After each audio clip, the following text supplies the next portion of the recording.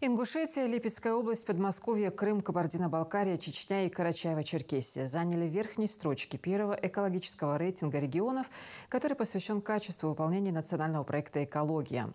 Организаторы рейтинга – Центр устойчивого развития, Комитет Госдумы по экологии и Российская ассоциация по связям с общественностью. Успех нашей республики в экологическом рейтинге является результатом комплексного подхода к решению экологических проблем, а также активного участия в национальном проекте «Экология», который был запущен по инициативе главы государства.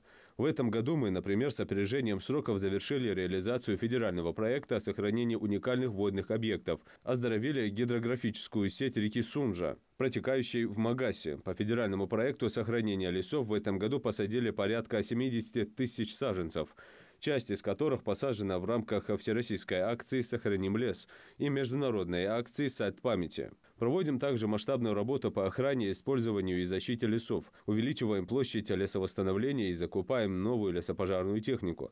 Активно наши жители участвуют в субботниках, которые проводятся в рамках экологической акции «Вода России». В 2024 году участие в них приняли 79 тысяч человек.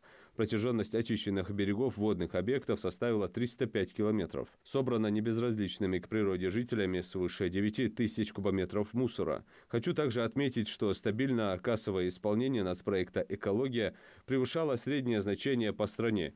Экология – это вопрос, который касается каждого из нас. И только совместными усилиями мы сможем достичь реальных результатов.